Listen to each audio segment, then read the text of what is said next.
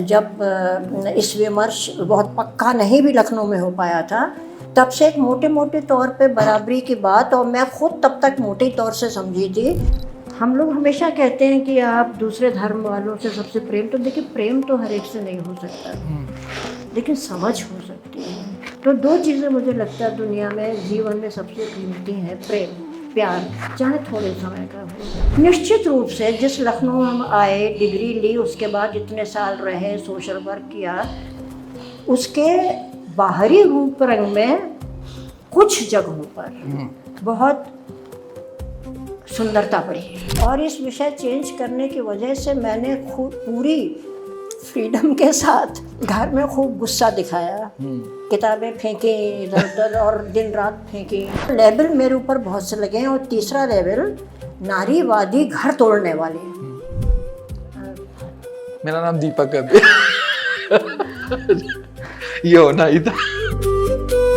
तो दोस्तों, आज हम लोग बैठे हैं लखनऊ शहर में, और लखनऊ शहर में हमारे साथ बैठी हैं प्रोफेसर रूपरेखा वर्मा।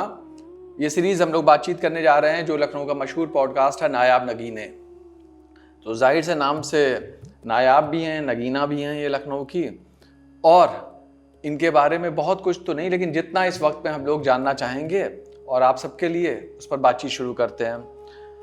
तो बातचीत करने से पहले मैं आपका स्वागत करता हूं इस फोरम की ओर से, इस प्लेटफॉर्म की ओर से। मेरा नाम दीपक कबीर है और हमारे साथ प्रोफेसर रूपरेखा वर्मा, जिन्हें आप सब लोग जानते ही हैं। ये आज आपको इतनी उम्र दराज लग रही है, लेकिन इसी लखनऊ शहर में मैनपुरी से पैदाइश होने के बाद पढ़ी हैं, यहीं कॉलेज से पढ़ाई करी है, यहीं यूनिवर्सिटी में पढ़ाया है। बहुत ही कम उम्र में पढ़ाना शुरू कर दिया था। 1963 में इन्होंने पीजी किया, फिर 1964 से लखनऊ यूनिवर्सिटी में पढ़ाने लगी। मैम, ये बताइए कि आप शिक्षक बनना चाहती थी, तो ये आपने ऑप्ट किया था या इत्तेफाक था? शिक्षक बनने का सपना बहुत छोटी उम्र में देखते थे, और ये लगता था, एक तो ये बता दूं कि वो वक्त जो हम लोग का बचपन का था, और जिस बहुत मामूली पिछड़े प्रकार के शहर का वातावरण था, जिसमें चालाकियां बहुत कम थीं। यूँ भी उस समय तक चालाकियां पूरे देश में उतनी नहीं पनप पाई थी, सिवाय सामंतवादी चालाकियों के, पर उतने कॉम्प्लिकेशन नहीं थे।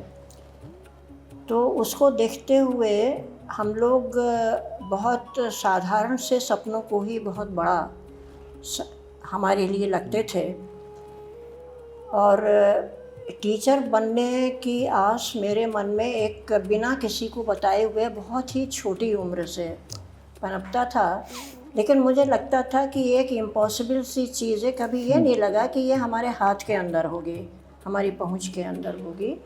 क्योंकि उन दिनों इंटर करते हमारी बहुत सी साथियों की इंटर करते ही शादी हुई, नहीं तो बातचीत चलने लगती थी, रास्ते आगे के बंद होते थे, या प्राइवेटली जो करो।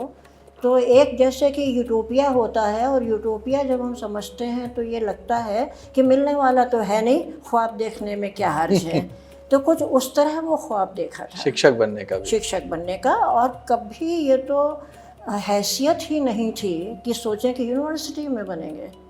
मतलब ये लगता था हाँ, प्राइमरी स्कूल में खुद भी पढ़े तो ये लगता था कि वहाँ वाले बने और बच्चों को पढ़ाएंगे, ऐसा था। और इसके साथ ही ये एहसास कि होने वाला नहीं है। तो इस तरह का वो एक सेल्फ रिजेक्टिंग ख्वाब जैसा था मन में। लेकिन ये है कि आपका पहला ही ख्वाब बहुत आसानी से पूरा हो गया है, ये बात तो है। जी, आसानी, मतलब आसानी से कि बहुत संघर्ष नहीं सच है कि बहुत संघर्ष नहीं करने पड़े। ये ज़रूर है कि सिद्ध करते रहना पड़ा, मेहनत लगी। लेकिन अगर मामूली विद्यार्थी होते तो ये होता कि जो रूटीन होता था उन दिनों लड़कियों का, शादी और घरेलू जीवन का ही एक दायरा होता था, जिसके अंतर्गत घर वाले भी सोचते थे और ख़ुद व्यक्ति भी सोचता था कि यही होने वाला है हमारे साथ। तो वही था। लेकिन एक ख्वाहिश सी थी, जैसे सितारे, भाई हम सब सितारे देखते हैं और सोचते हैं काश हम हाथ से तोड़ सकते, तो उस तरीके का उस समय मालूम देता था। अच्छा, उस दौर में जब साइंस और कॉमर्स लड़कियों के लिए आमतौर पे दूर माने जाते थे, और समाजशास्त्र, इकोनॉमिक्स या होम साइंस जैसी चीज़ें ज़्यादा प्रेफर कर लेती थी, फिलॉसफी जो अपने आप में कहा जाता है कि बहुत उलझा हुआ सब्जेक्ट है और लोग बचते भी हैं, फिलॉसफी सब्जेक्ट आपने ऑप्ट किया या ये भी आ गया इसकी हिस्से में? एक कहानी है जो बहुत रेलेवेंट नहीं होगी दर्शकों के लिए, लेकिन ये था कि हाई स्कूल में मेरी पूरे बोर्ड में भी एक पोजीशन थी, बहुत ऊंची नहीं थी पर थी, लड़कियों की लिस्ट में चौथी थी शायद, जहाँ तक याद आ रहा है, और पूरी यूपी बोर्ड की में 14वीं थी, जो उम्मीद नहीं थी कि मुझे मिलेगी। वैसे हमारे घर में सभी भाई बहन एक एक बहुत ज़हीन थे और आगे चल के सभी करीब करीब टॉपर निकले और हमसे ज़्यादा अच्छा उनका रिकॉर्ड रहा। लेकिन चूंकि ये पोजीशन उस समय आई और साइंस साइड से किया था हमने, तो इंटर के लिए, और वो 14 साल की उम्र में कर लिया। तो उन दोनों आमतौर पे ये करते थे, क्योंकि आज की तरह या उस समय भी जो बड़े शहरों में रहा होगा, केजी फिर प्रेप और केजी, लोअर केजी, अपर केजी, वो नहीं, सीधे घर में थोड़ा पढ़ा के चौथे क्लास में एडमिशन हुआ, उससे फिर स्कूल में मामूली बिल्कुल अपना हिंदी मीडियम वाला गवर्नमेंट स्कूल, कोई बहुत प्राइवेट आला नशीन स्कूल नहीं था, लेकिन अच्छा, मुझे लगता है वो अच्छा स्कूल था उन दोनों। तो मुझे लगता है गवर्नमेंट के भी, मुझे कोई शिकायत नहीं उस स्कूल से।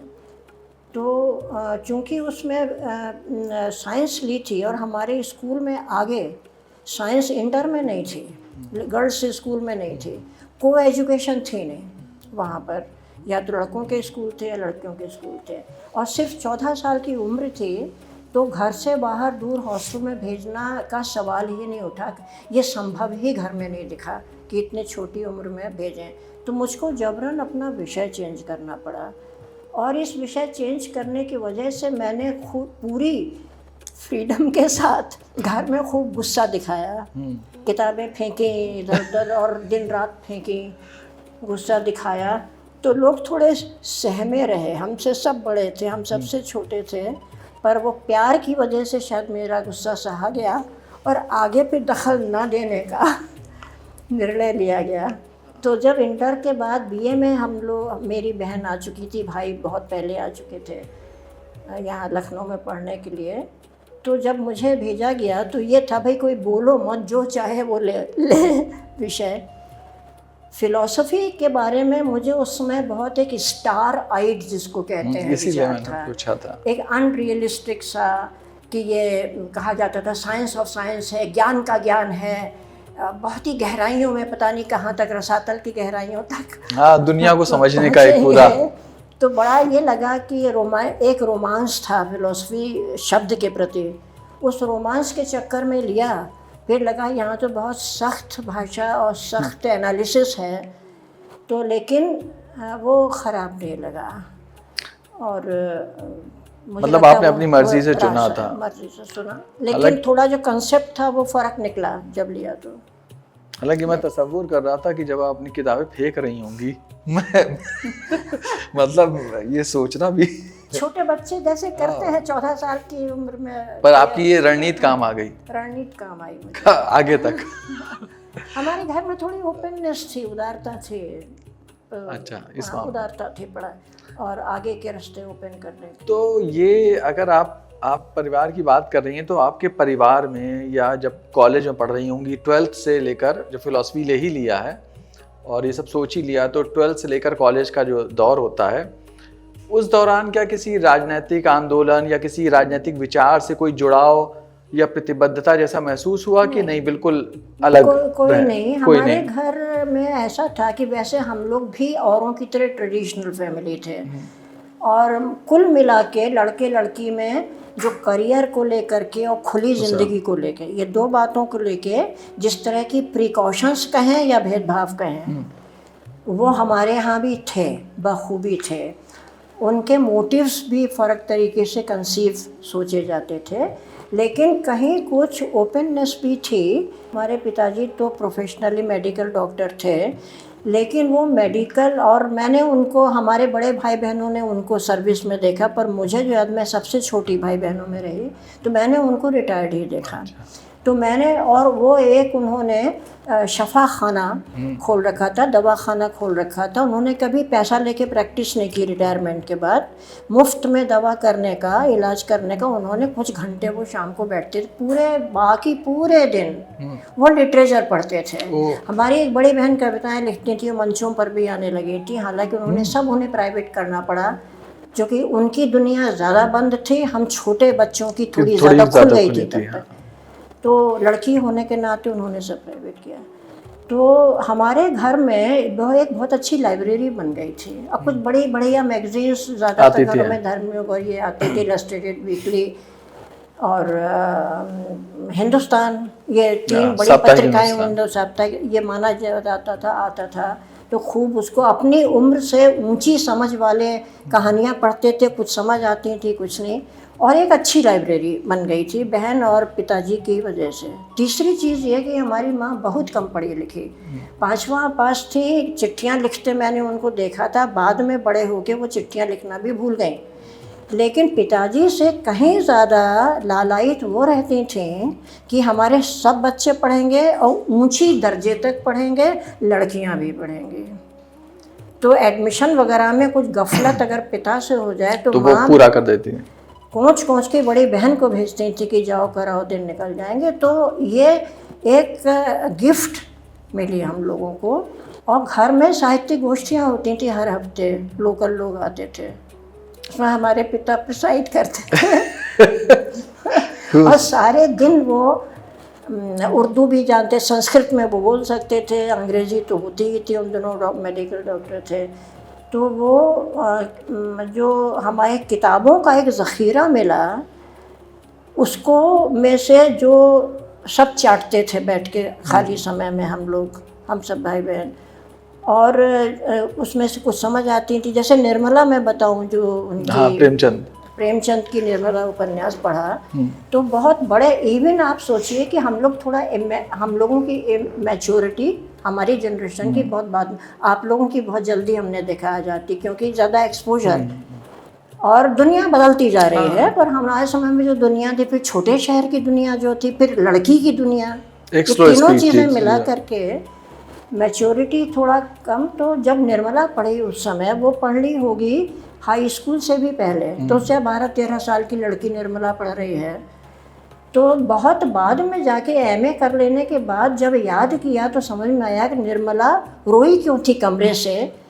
जब अपनी मैं दोस्त के घर गई थी तो उनके हस्बैंड कमरे से निकले तो रोई क्यों थी, कुछ सेक्सुअल इंटरवेंशन की बात थी।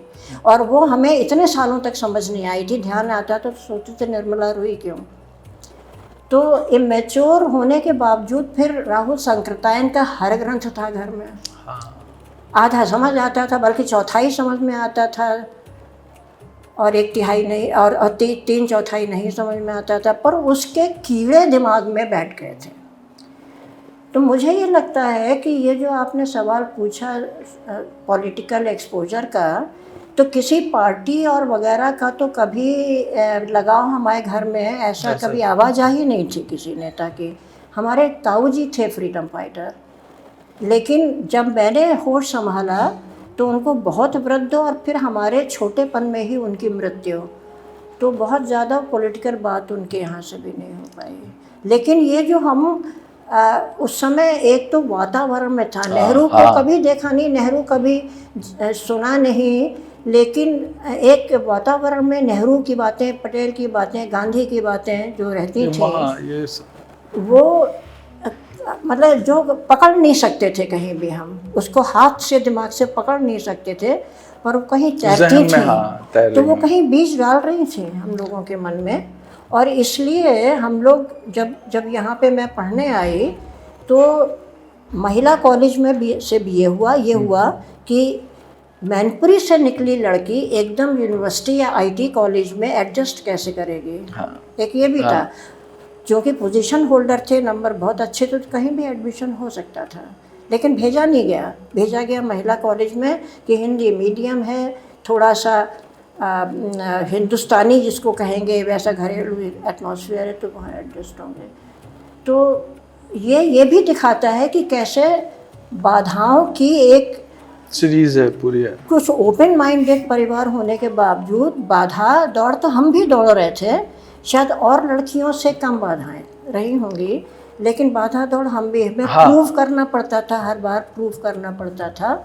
और बीए में अगर टॉप ना करते अपने सब्जेक्ट में तो शायद एमए हमें भी प्राइवेट कराया जाता। तो क्योंकि टॉप किया तो चलो अब एमए भी करा दो अब इसको, फिर एमए में भी टॉप किया तो चलो अब पीएचडी के लिए इजाज़त दे ही दो। ये बाकायदा घरों में चर्चाएं हुई हैं, बहस हुई है बड़े भाइयों के साथ पिता की कि भेजें या ना भेजें। तो वो बाधा दौड़, लेकिन वो क्रूएल नहीं रही, ये मैं कहूँगी, कोई मैं उसका क्रेडिट नहीं लेती, बहुत संघर्ष वो हमारे घर में हम लोगों के लिए निर्दय स्तर की नहीं रही। जब थोड़ा सा भी दिखा तो पूरा सहयोग मिला कि इसको पनपने का मौका। तो कुल मिला के ये है कि उस दौरान का आपका जो मध्यवर्गीय आदर्शवादी टाइप का एक माहौल था, उसके अंदर की मौजूद किताबों ने कहीं ना कुछ चीज़ों का, जैसे अब राहुल संग्रतायन की किताबें अगर 10% भी पहुंची होंगी तो कुछ अपने आप में, या प्रेमचंद को, क्योंकि वो पूरा प्रगतिशील धारा का की बात एकदम समझ आ जाती बिल्कुल, क्योंकि अत्याचार भी इर्द गिर्द दिखता था, दुकान पर दिखता था कि दलित पटरी, वो पहले एक पत्थर की पटरी वाली दुकानें होती थी, तो उस पर बैठा तो उसको पीटते पिटते देखा है मैंने अपने बचपन में। और वो इतना छोटा बचपन था जिसमें कि पिटते देखने में बच्चा ज़रूर रोता, चाहे कोई दूसरा गैर ही पिट रहा हो, पर उसे मन पर असर डालता है, अन्याय लगता है और लगता है छीन लो हाथ से, लेकिन छीन भी नहीं पाता वो बच्चा। हमने पड़ोस में एक औरत को पिटते देखा, बार बार हर हफ्ते रिचुअल की तरह पिटते देखा, पर मतलब वो सब जो चीज़ें पड़ी रहती हैं, फिर आपको कहीं रास्ते लोगों से, लोगों की बातों से, किताबों से मिलते हैं, तो फिर चुनाव होते चलते हैं।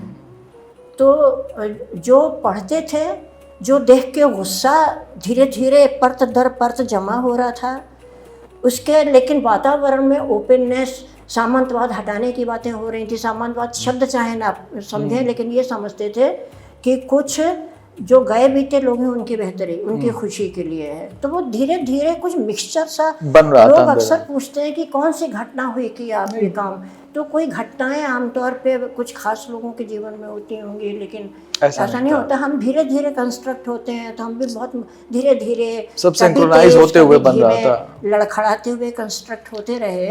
लेकिन ये बात दिमाग में आई क्योंकि घर में भैंसें होते थे, वही पूरा एक माहौल मिला। तो मुझे लगता है कि बहुत कम घर में उस समय भी मिलती होगी, तो बार बार घर के वातावरण को, कि वो सारी ट्रेडिशनलिटी थी वहाँ। हम लोग को बाहर इस तरह जाने की इजाज़त नहीं थी जिस तरह लड़कों की।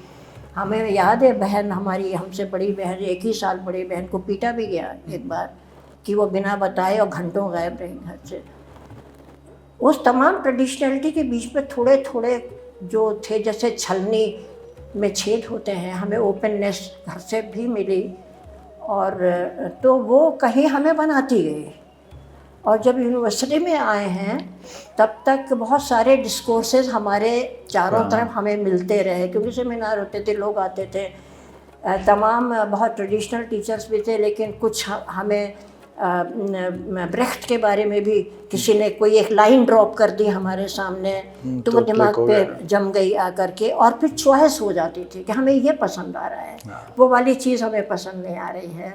इस बात की भी तारीफ़ें हमने सुनी है बचपन में कि कैसे, देखिए पहले का ज़माना बढ़िया था कि जमींदार जो थे वो मना करके दिखाए काम करने से, कोई इक्के में बांध करके घसीटते जाते थे। इसको मैंने प्रशंसा के साथ सुना है बचपन से लेकर के, फिर यूनिवर्सिटी में सीनियर टीचर हो जाने के बाद एक बहुत बड़े डीन साहब, यूनिवर्सिटी में साइंस के डीन से, ये डीन मारते मैंने डीन साहब को डीन मारते हुए कि कितना देखिए उस समय था, एक समाज चलता था इस रौब से, सब कंट्रोल रहता था। यानी अमानवीयता की हद को सेलिब्रेट करने का भी देखते थे।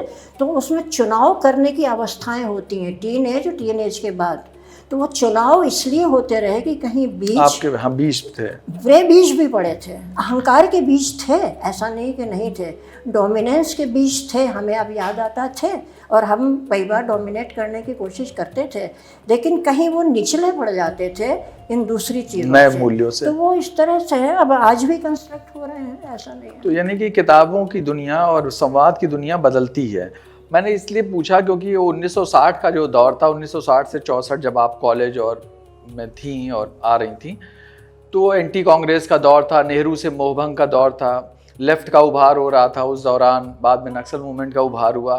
तो मुझे लगा था कि शायद कोई असर आया हो या कोई कनेक्ट पैदा हुआ हो, इसलिए मैंने पूछा। नहीं, देखिए वो सही है कि जो लेफ़्ट मूवमेंट के प्रणेता रहे अंतर्राष्ट्रीय स्तर पर, वो नाम ज़्यादा बार सामने पड़ते थे प्रशंसात्मक टोन के साथ। नेहरू का नाम उतने प्रशंसात्मक टोन से नहीं, लेकिन जहाँ तक मेरी याददाश्त तो मेरा दायरा था, उसमें नेहरू एक आइडॉल की तरह थे। अच्छा। उस समय भी थे, लेकिन उन पर हावी मार्क्सिज्म था।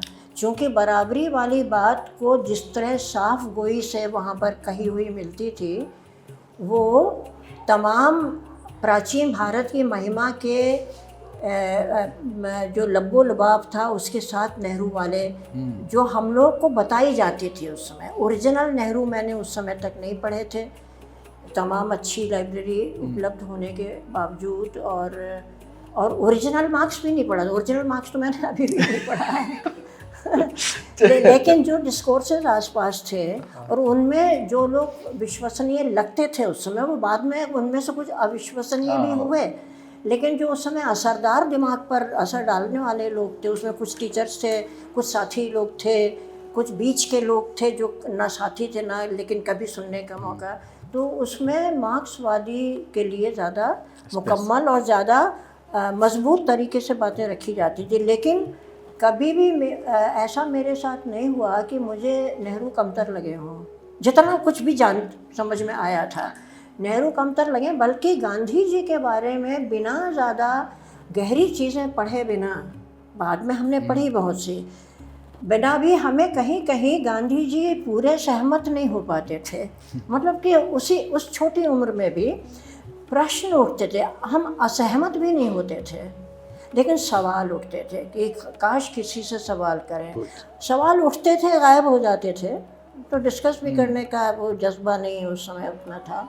लेकिन गांधी मुझे उतना अनकंट्रोवर्शियली एक्सेप्टेबल पहले भी नहीं लगे, लेकिन आदर ज़रूर अपने आप, वो आदर कभी कम नहीं हुआ।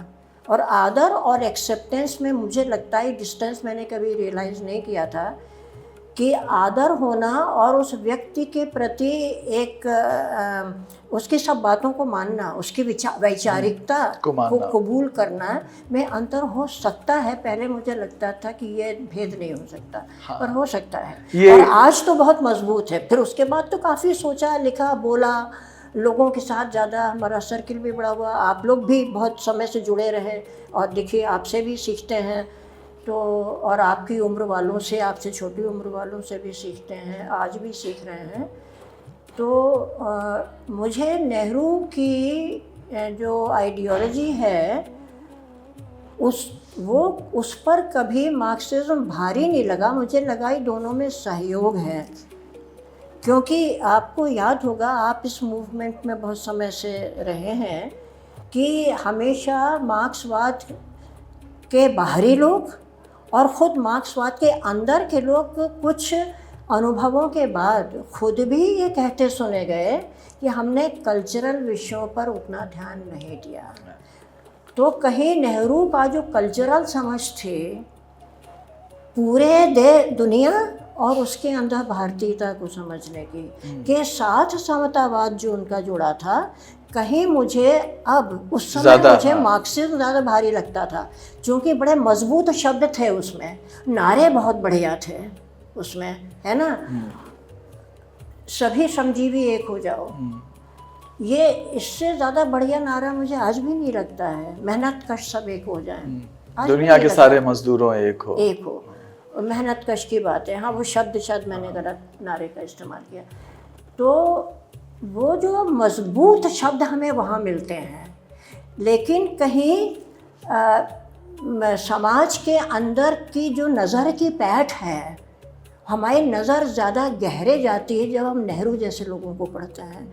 तो मुझे लगता है कि ये कॉम्बिनेशन मेरा पसंदीदा कॉम्बिनेशन है। पर ये हिंदुस्तान की राजनीति हम चुनाव करते हैं, हिंदुस्तान की राजनीति ने ज़्यादातर समय इस कॉम्बिनेशन को खारिज करते हुए बिता दिया। ये उसकी बहुत बड़ी वो गलती देखिए रही एक है। एरोगेंस रही है। हाँ। और मुझे ही लगता है, माफ़ कीजिएगा, हो सकता है मैं गलत हूँ, पर एक इतनी लंबी उम्र में मैंने बहुत यंग एज से इस तरह के लोगों से मिलना, बात करना और अपने तरीके से और काम करने में मेरे गलतियाँ भी हुई हैं, बहुत गलतियाँ हुई, लेकिन जो भी है गलत सही करते करते जो सीखा है, जो अब समझ बनी है, मुझे ये लगता है कि जो एरोगेंस हिंदुस्तान में कम से कम वामपंथ में रही, वो एरोगेंस नेहरूवादियों में नहीं रही। बेईमानियां रही हो, ये हो सकता है भ्रष्टाचार हो, अपने को स्थापित करने में दांवपेच ये हो सकता है, या झूठे ही आप हैं तो बिल्कुल राजशाही, और उसके आप कांग्रेस में, तब आपने अंग्रेज़ों का किया, अब आप कांग्रेस में आके गवर्नर बना, और हमारे यहाँ कई गवर्नर रहे हैं जो कि नेहरू की चापलूसी करते रहे, फिर कांग्रेस में शामिल हुए। तो इस तरह की वैचारिक बेईमानियाँ तो वहाँ हैं, पर जो असली वैचारिकता रही उनकी, बेईमान लोगों की तो हम बात नहीं करेंगे वैचारिकता में, जो वैचारिकता कांग्रेस की रही उसमें समावेश ज़्यादा था। उस समावेश से कुछ गड़बड़ियाँ हो सकती हैं कि हम कहीं एक्सप्लॉयटेटिव चीज़ों को भी समावेश दे दें, लेकिन जो नेहरू जहाँ तक है सवाल है, और नेहरू के समकक्ष जो विचारशील लोग रहे, उनमें ये झोल नहीं मिलता है। इसलिए मैं आज इस उम्र में थोड़ा परिपक्व अनुभव, ज़मीनी अनुभव के बाद मुझे लगता है कि अगर हम प्रेफर करने की चॉइस फेस करना चाहेंगे नहीं, लेकिन अगर कोई कहे नहीं आप इन दो में से एक बताइए, तो हम नेहरूवाद को चुनेंगे। मतलब वाम की विनम्रता पे थोड़ा सा ये रहा कि व्यवहार में नजर नहीं आई, और इंक्लूसिवनेस। आप याद कीजिए वो समय जब जो भी कत्लेआम गुजरात में हुआ, उसके थोड़े ही बाद सिंगूर वगैरह का मामला हुआ, वामपंथ था, और बड़ा शानदार काम वामपंथ ने वहाँ पर किया था। बड़े ट्रक नहीं आने दिए, मझोली चीज़ ट्रक वहाँ चले, जो कोऑपरेटिव्स बने किसानों के, किसान खुशहाल हो गया बहुत। लेकिन जो उस समय हुआ सिंगूर वगैरह में, वो शर्मनाक था। और अगर ये जो वहाँ पर सरकार थी वो नहीं, तो अगर पार्टी की तरफ से कहा जाता कि हमें अफसोस है हुआ, हम अपने काडर को में जो भी दोषी है देंगे, तो वो कहीं ज़्यादा पक्का स्थापित हो जाता। वहाँ बात क्या हो रही थी, और आपके बड़े बड़े नेता और नेतानियाँ जिनकी हम बहुत इज्जत करते थे, उन तक ने ये कहा कि ये लोग गोली की ही बात समझते हैं, और गोली की ही बात गुजरात में चल चुकी थी, तो हम कैसे भेद करेंगे। अब ये जो विडंबना थी वो मेरे सामने हुई थी। मैं तो वामपंथ के निकट आंदोलनों में ज़्यादा रही। बात ये है कि जो इस तरह की, और जब वहाँ हम लोगों ने क्रिटिसिज्म किया, तो आपको याद होगा कि आप इंक्लूडेड नाराज़ थे कि हमने उस वहाँ के जो भी रेप और वो सब हुआ, गोलियाँ चलीं, काडर ने किया, उसका क्रिटिसिज्म हम यहाँ खड़े होके, सड़क के किनारे खड़े होके क्यों कर रहे हैं। तो ये समझने वाली बात है। मैं जितना देख पाया, आपको लगातार लेफ्ट कहा गया, और पर क्या आप मैंने, मुझे जितना याद है, आपने कभी उसे ओवर नहीं किया। बाहर की पूरी दुनिया आप पर जो आरोप लगाती रही, अगर हम इसे आरोप कहेंगे, हमारे लिए तो नहीं आरोप था, कि आपको लेफ्टिस्ट कहती रही, पर आपने खुद को कभी लेफ्टिस्ट नहीं कहा। तो मैं पूछ रहा हूँ कि क्या कभी आपने महसूस किया कि नहीं, ये महज एक आरोप था, और आपका क्या, अगर थी तो किसी भी पॉलिटिकल पार्टी से, किसी लेवल पे, या किसी संगठन से, क्योंकि मार्क्सिज्म का तो मानना है कि किसी पॉलिटिकल पार्टी या किसी संगठन के बिना सोशल चेंज पॉसिबल ही नहीं है, उसकी थ्योरी है। तो क्या आपने कभी माना और उस दिशा में बढ़ने की कोशिश करी या नहीं? देखिए, हमारे ऊपर लोगों ने मनमाने लेबल्स लगाए, और लेबल्स जब लगते हैं तो इर्द गिर्द से पता चलते हैं, तो आपको जवाब देने का मौका नहीं मिलता है। हमको लेफ्टिस्ट भी कहा गया, और लेफ्टिस्ट सिर्फ कहा नहीं गया, एक तो ये कि समझ है भाई वो लेफ्ट में है, लेकिन वो आरोप के रूप में भी कहा गया। और इतना ही नहीं, उसके हमें खामियाजा भी भुगतना पड़ा। जब मैं केयर टेकर वाइस चांसलर थी, तो लेफ्टिस्ट का कह के एक तरह से गालियों की तरह बातें मेरे बारे में कही गई, आपत्तिजनक बातें कही गई। लेकिन दूसरी तरफ उसी समय जब लेफ्टिस्ट कहा जा रहा था, तो तमाम लोग एक धुआंधार कैंपेन, ये नैरेटिव ये चला रहे थे कि मैं समाजवादी पार्टी के हूँ। वो इसलिए कि मुलायम सिंह जी ने उस समय पता नहीं कहीं हमारा नाम ड्रॉप कर दिया, क्योंकि हमने बहुत कम उम्र में यूनिवर्सिटी की नौकरी के साथ साथ सांप्रदायिकता पर काम करना गली मोहल्लों में शुरू कर दिया था। चर्चाएं हुई कि ये यूनिवर्सिटी की टीचर एक है, यंग है, डिग्निटी का ख्याल नहीं रखती है टीचर का, और गलियों में मोहल्लों में इधर उधर दिखती है। तो ये प्रशंसा के बजाय मुझे बुराई मिली, इस बात की बदनामी मिली इस बात में। जबकि मैं आज भी गर्व से कहती हूँ, हाँ, मैंने एक अर्ली स्टेज में गली मोहल्लों में काम करना शुरू कर दिया था, और कोई एक विद्यार्थी मेरा पुराना बता दे कि मैं 5 मिनट देर से भी कभी पहुँची हूँ और क्लास ना लिया हो उस वजह से। ये दोनों बातें मैं चैलेंज खुलेआम आपके माध्यम से यहाँ पर दे रही हूँ। तो लेवल मेरे ऊपर बहुत से लगे हैं। और तीसरा लेवल, नारीवादी घर तोड़ने वाले, बाकायदा। चूँकि मैं औरत और आदमी की बराबरी की बात जब इस विमर्श बहुत पक्का नहीं भी लखनऊ में हो पाया था, तब से एक मोटे मोटे तौर पे बराबरी की बात, और मैं ख़ुद तब तक मोटे तौर से समझी थी, मैंने खुद उसको बाद में अंदर तक समझा। लेकिन और जितना मैं समझती गई और बोलती गई उतना हमला भी होता रहा। और जब विमेंस स्टडीज़ इंस्टीट्यूट खोली तो काफ़ी बड़ा कैंपेन नफरती गैंग ने किया, और कैशियर ऑफिस में खड़े होकर के लोगों को उसके एडमिशन का फॉर्म लेने से रोका, बाकायदा फॉर्म लेने से रोका कि वो घर तोड़ो एक विषय रूपरेखा वर्मा ने खोला है और औरतों को भड़काने वाला है, और इसको बंद हम लोग करा के छोड़ेंगे। तो बहरहाल फिर उस पर तमाम ऐसे लोग भी अपना आने लगे जो कि आइडियोलॉजी, तो इस तरह की चीज़ें देखी होती हैं जब आप निकल के कोई वैचारिक स्थिति लेती हैं, और ख़ासतौर से औरत अगर लेगी, क्योंकि औरत वैचारिक रूप से उसे क्या करना पड़ा। ठीक है, नौकरी करनी है, नौकरी भी कर लो, चलो इतना हम वो हो गए, टीचर बन जाओ, जो किताबों में लिखा है वो पढ़ा देना। अपनी तरफ से सोच रही है, उसे बदलने की भी सोचने लगे हैं। नहीं, अपनी तरफ से तो सोचना, औरत वो भी अपने दिमाग से सोचे और वो वैचारिक विमर्श करे, आइडियोलॉजिकल विमर्श करे। ये हमारे समय तक तमाम दर्जनों क्या सैकड़ों औरतें हिंदुस्तान में हो चुकी थी, लेकिन फिर भी टारगेट पे तो थी। और इत्तेफाक से आपने जो 3 चीज़ें रखी, तीनों में मेरा व्यक्तिगत अनुभव रहा है। गलियों में पर्चे बांटने का, आप 3 जो एलिगेशन थे, गलियों में काम करने, पर्चे बांटने में, तो वो मेरे साथ हुआ है, मैं साथ रहा हूँ आपके। दूसरा जो है घर तोड़ने वाला, इंटरवीन करना चाहिए।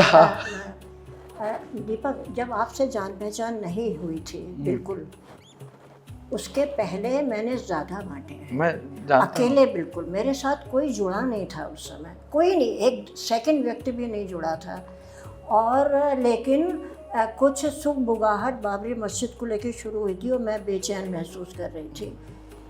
तो क्योंकि एक पार्टीशन के दास्तानों को सुन के दिल में बचपन से डर बना हुआ था, तो मैं बिल्कुल सिंगल हेडेड, बिना सेकंड किसी भी व्यक्ति के मेरे साथ जुड़े हुए, मैं गलियों मोहल्लों में जाके बातचीत, और ये दुकानों पर बातचीत, सड़कों पर, और कुछ अपने आप मैं खुद ही बनाती थी। एक बहुत रद्दी से प्रेस में जाती थी, रद्दी से कागज़ पर छपवाती थी बैठ के, और फिर खड़े होके बांटती थी। आप लोगों से जान पहचान ये आप 87-88 के आसपास की बात बता रहे हैं। 10-12 पैम्पलेट मैंने ऐसे लखनऊ की, जब मेरी किसी भी सेकंड व्यक्ति से मेरा जुड़ाव नहीं हुआ था, और फिर एक बुलेटिन निकालनी शुरू की थी, यही दुनिया नाम से। तो पहली उसमें बुलेटिन निकाली थी इसी सांप्रदायिकता पर, और दूसरी रूप कंवर जो सती वाला, जो राजस्थान जिसको कहते हैं जलाने थी, और भाजपा के कलवे साहब ने उसका समर्थन किया था। तो उस पर एक बुलेटिन खुद ही लिखते थे, छापते थे, खुद ही बांटते थे। फिर उसके बाद आप लोग से जुड़े हैं, और आप लोगों के जुड़ाव से तो मैं ये यहाँ बात कहना चाहूँगी कि मैंने बहुत कुछ सीखा। नहीं, मैं तो बहुत लाइट मोड में कहना चाह रहा था कि जो 3 आरोप आपने बताए थे गली मोहल्ले में बांटने वाला, उसमें मैं था। दूसरा आपने कहा था कि कभी क्लास नहीं मिस किया, तो उसमें भी मैं गवाह रहा, मैंने ही क्लास मिस करे, और हाँ मैं था। और तीसरा जो घर तोड़ने वाला, उसमें भी मैं गवाह हूँ कि आपने घर जोड़ा था हमारा, तोड़वाया नहीं था।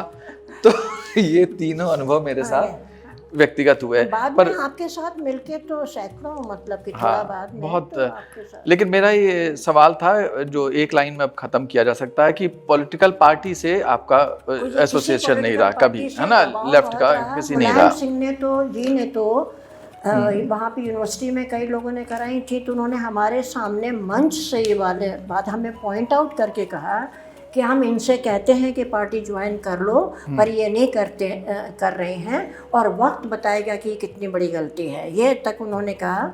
पर हमने हमेशा विनम्रता से कहा कि हम पार्टी के प्रति अपनी स्वतंत्रता और हर पार्टी को क्रिटिसाइज करने का अधिकार कि अपनी स्वतंत्रता को हम संरक्षित रखना चाहते हैं, इसलिए हम किसी पार्टी के। क्योंकि जब मैं यूनिवर्सिटी आया था तब कुछ लोगों ने मुझे भी बताया था कि कुछ CLI या ये वो इस तरह के ग्रुप्स के साथ एसोसिएशन है, तो इसलिए मैंने पूछ लिया। तो वामपंथ के साथ मैं बहुत आंदोलनों में रही, लेकिन तो मैं कभी उनकी पार्टी की नहीं, ना समाजवादी ना कांग्रेस। लखनऊ की भी कुछ आपको अब बदले हुए लखनऊ की कुछ प्रॉब्लम नजर आती है, जिसको मतलब क्या लगता है आपको, खूबियां या प्रॉब्लम? तो आपने बहुत सुथरा शब्द इस्तेमाल कर दिया।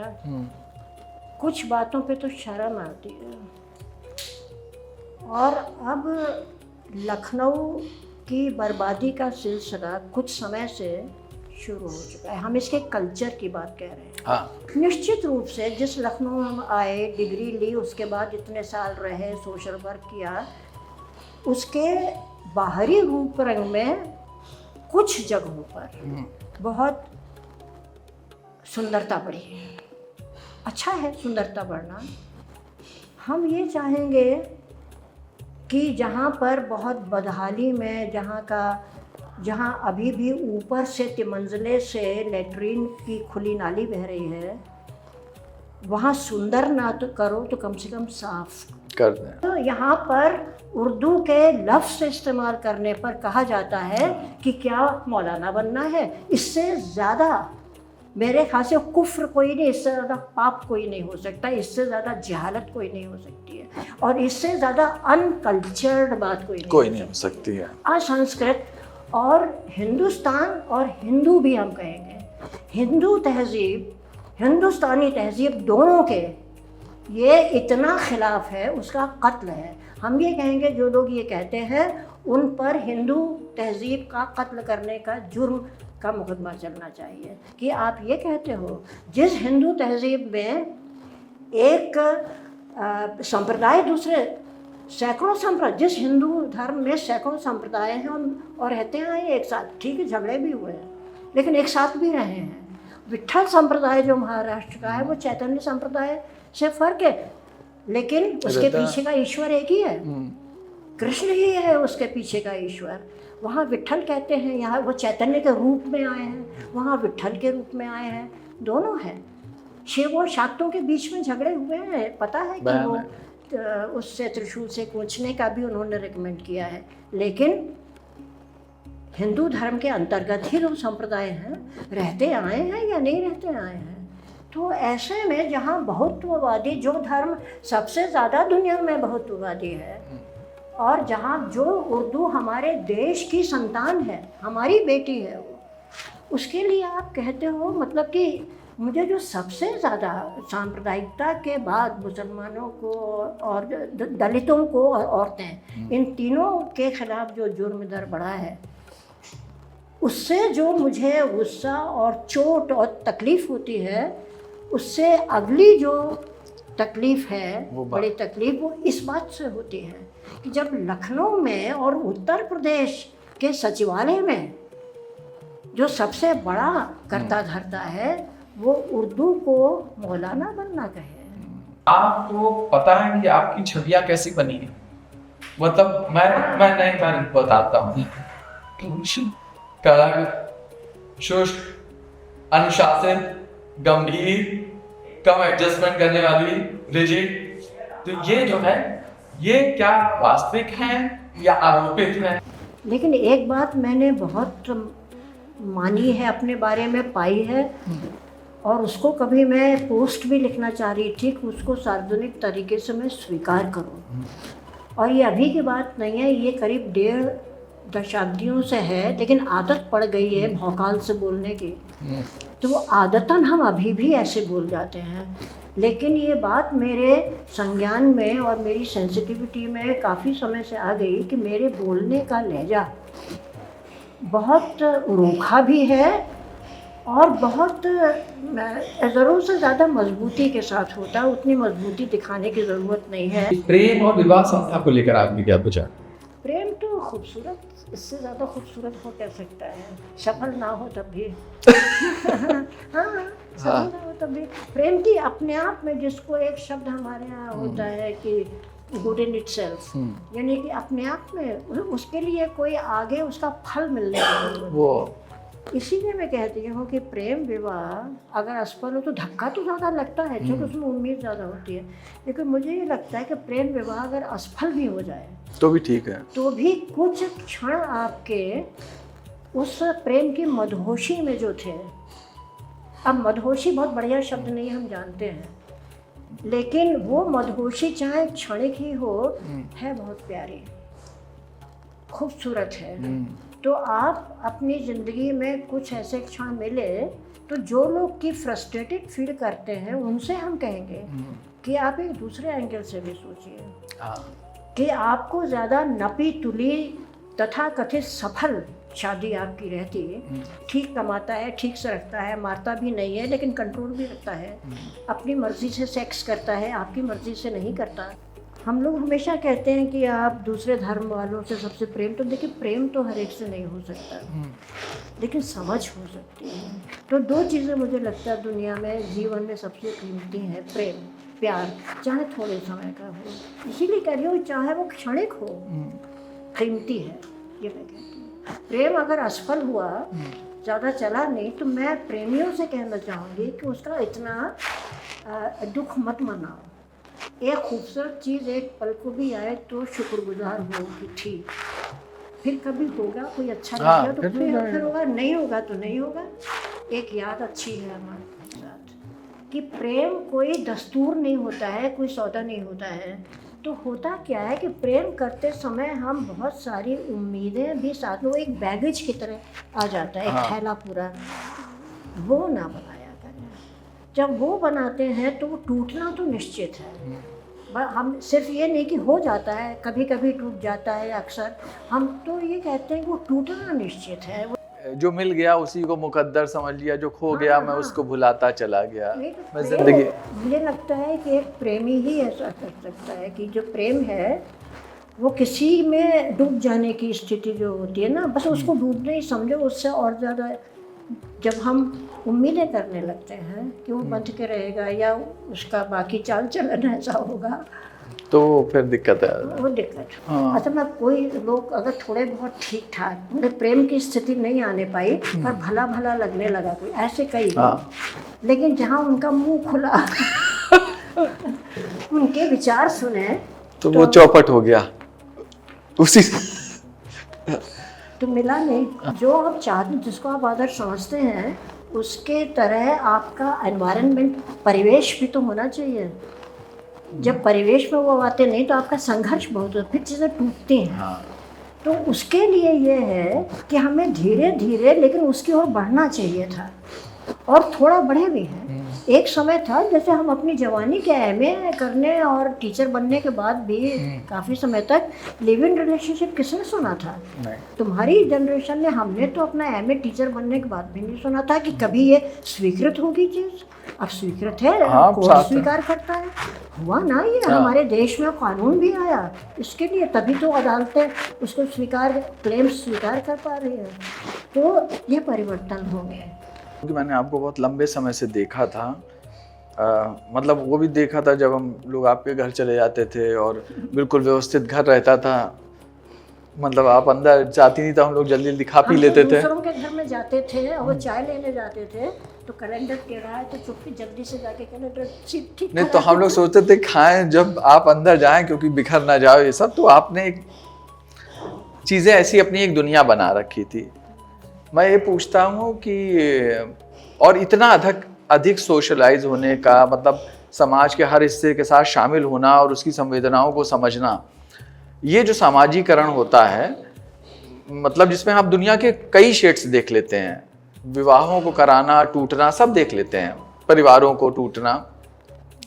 आपने अपने लिए बहुत सारे फैसले खुद लिए, तो आपने अपने लिए एकांत चुना या अकेलापन? अकेलापन एक दूसरी तरह की चीज़ है। हाँ, इसीलिए मैंने पूछा। एक तो बात यह है कि ऐसा नहीं है कि जो एकांत है वो हमेशा से, वो तो हो गया एकांत। हाँ, भाई एक और घर लिया हमारे पेरेंट्स ने, क्योंकि जो घर भाई के साथ रहते थे उस पे किसी ने एक मुकदमा चलाया था, तो ये हुआ कि एक ठिकाना हो जाए, सब लोग वहीं आ जाए।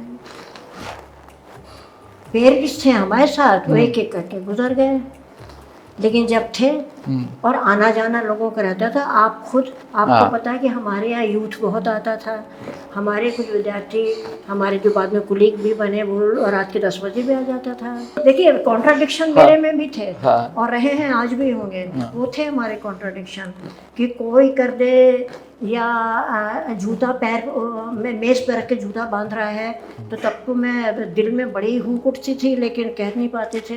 लेकिन मेरे चेहरे से कुछ समझ भी जाते थे, चेहरे से, तो मैं अपने तरीके से टैकल करती थी, जाती पहुँचती थी। लेकिन धूल में लौटते बच्चे को बिठाने में मुझे नहीं होता, तो वो कॉन्ट्रडिक्शन होते थे, उसके आयाम फर्क थे। बच्चा है तो दूसरा मानदंड बन जाता था। वरना एडल्ट लाइफ में मुझे आज भी एक व्यवस्थित सी जगह, जहाँ सब चीज़ ठीक ठाक रखी हो, हमें पता है कहाँ से क्या उठाना है। बिजली चली गई है, मोबाइल की लाइट भी हम नहीं जला पा रहे हैं, तो हम जाके सीधे उठा लाएं। उठाई लाने की ये प्रैक्टिकल बात ही नहीं थी, पता नहीं मुझे देखने में ठीक लगता है। यहाँ भतीजे के साथ रह रहे हैं तो वो सामान्य व्यक्ति है, मैं असामान्य हूँ।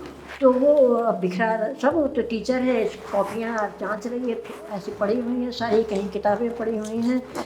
तो शुरू में मैं अपना गड्ढी वड्ढी बना के ठीक किया करती थी, अब छोड़ दिया है। तो वो है मेरे साथ एक, वो इडियोसिंक्रेसी जिसको अंग्रेज़ी में कहते हैं, वो है। वो कष्टदायक भी है, ये हम आपको बताएं, क्योंकि कोई भी चीज़ उसको बार बार ठीक करते रहना समय भी लेती है, आपकी क्रिएटिविटी को कम करती है वो, ये हम जानते हैं। लेकिन वो एक बन गया है हमारे अंदर, तो वो है एक ड्रॉबैक है हमारे साथ। पर मुझे सुकून मिलता है। जैसे आध्यात्मिक शांति कुछ लोगों को सुबह पूजा करके मिलती है। आपने जो भी 2 चीज़ें मेंशन की थी, तो चीज़ों को सलीके से रखना, तो हम तब भी, और हमारे माँ बाप जब बहुत लंबे लंबे बीमार पड़े उनके, तब बहुत सी चीज़ें चली नहीं थी। ये जो जिसको क्या कहते हैं, गंदे डायपर वगैरह चले नहीं थे, तो वो सब लेट्रिन बाथरूम वो सब खूब करते थे। लेकिन चीज़ें हम फिर भी व्यवस्थित तरीके से रखते थे कि उनका फिनाइल से हाथ धोना है तो किस जगह पर एक रहे, वहाँ छींटे ना पड़े, ये सब। तो कुछ वो हमारा है कि करते हैं। शायद बचपन में जो सुना, बचपन में मैं बहुत अस्त व्यस्त थी, चीज़ें बहुत गिरी पड़ी रहती थी मेरी। मैं कॉपियों में अपनी स्कूल एज में रोशनाई बहुत फैलाती थी। हर टीचर का रिमार्क होता था कि काम बहुत गंदा है लेकिन लेख बहुत अच्छा है। लेकिन जो एक एकांत है कि बहुत ज़्यादा मिलना नहीं, ये क्यों आया है, अच्छा बुरा ये हमको नहीं पता, लेकिन शायद इसलिए कि ज़्यादातर तो मैंने ये देखा कि या तो सिर्फ बहुत हल्के टाइप की चर्चा होती है जिसको आप थोड़ी देर सुन सकते हैं, ज़्यादा नहीं, या बिना बात के ही हंसी मजाक होते हैं, या तीसरी चीज़ दूसरों के बारे में। पता नहीं क्यों थोड़ी सी कम उम्र से ही मुझे इसमें कभी रस नहीं आया। आवाजाही नहीं कर पाती, मिलनसार नहीं, स्वभाव से मैं नहीं हूँ बहुत मिलनसार, और मुझे बड़ा संकोच होता है किसी से ज़्यादा बात करने में, पता नहीं क्यों। अब तो बहुत करने लगे हैं, अब तो बहुत करने लगे हैं, लेकिन वो पूरी जो मेरी यात्रा रही है, मेरी जो निर्मित हुई है उसमें एक बहुत लंबा, कम से कम मेरे ये 83 साल के जीवन में कम से कम 40 साल का वक्फा ऐसा रहा है जब मुझे मिलने में संकोच और शर्म बहुत आती थी, पता नहीं क्यों, कि किसी के पास जाके बैठे तो बिना बात कैसे आ गए। तो यूं ही आ जाने का कंसेप्ट हमारे साथ था नहीं, शायद बचपन में कभी नहीं हम लोग के यहाँ रहा ऐसा। मुझे हमेशा बहुत संकोच रहा किसी के यहाँ जाके मिलना, हा ही कर, अच्छा लगता है, दूसरे लोग करते हैं अच्छा लगता है, और हमें भी करने का मौका मिलता है तो अच्छा लगता है, पर व्यक्तित्व में ढल नहीं पाया, पता नहीं क्यों, हम नहीं जानते क्यों। आपने जैसे संगीत में तो दिलचस्पी ली, पर कभी एक्टिंग करी है? करी नहीं, बंद होता है बहुत। कर लेनी चाहिए। एक्टिंग की नहीं। तो दूसरे किरदारों में भी ढलने का मौका मिलता। संगीत का तो हमारे घर में संगीत का आपको समझ भी अच्छी है आपकी, गाया ज्यादा नहीं। कान अच्छे हैं हमारे। अरे गाने का तो तुम्हें बताया था ना कि एक बार हमने अपने संगठन की वो टीम खड़ी करने की कोशिश की, हमने गुनगुना के हल्की सी बता दी एक आध की जो जनगीत थे हाँ, उनके हाँ। धुन। अंकिता अच्छा गाती है, इससे कहा कि तुम पूरी अपना आवाज़ मिलवा के थोड़ी करा दो, तो वो तैयार हुई हमारे यहाँ एक अंकिता मेन रहती थी, बाकी लोग तो एक अच्छा हमारे यहाँ बहुत सुंदर नहीं लेकिन अच्छा। फिर कुलदीप आए ये, तो इन लोगों ने हमको चढ़ा दिया कि आप बहुत अच्छा गा लेती हैं और आप गाया करिए, और हम मान गए उस बात को कि अच्छा गाते हैं और गाने लगे। फिर हमें बाद में एहसास हुआ कि तो बहुत रद्दी है, तो हमने भद पिटवाई। नहीं, पर आप जब पहले गाती थी आप अच्छा गा रही थी, कविताएं लिखती रही हैं आप, तो आपको कोई छोटी सी कविता याद हो तो सुना दीजिए। ये है, उस दिन सूरज बहुत दहका था और मैंने अपने हाथों के दोनों गुलाब ठीक उसके सामने तान दिए थे, और मैंने देखा सूरज का कुम्हलाता चेहरा। और मैंने देखा सूरज का कुम्हलाता चेहरा। तो मुझे लगता है कि ये जो नफरत का सूरज इस समय दहक रहा है, उसको कुम्हलाते देखने की उम्मीद आपने अभी पाल रखी है कि शायद एक ख्वाब और है, पूरा हो जाएगा इस, तो शायद जीवन में इससे बड़ा सुख कभी नहीं पाया होंगे। तो इस सुख के इंतजार में अभी, हालांकि बहुत सारी बातें और हो सकती थी हम लोग में, लेकिन अभी हम इसे खत्म करते हैं। देखने वालों का सबका शुक्रिया, इस टीम का शुक्रिया और आपका बहुत शुक्रिया कि आपने इतना समय निकाला, लगातार बात करी। शुक्रिया सनत कदा का जिन्होंने कि मुझे शामिल किया।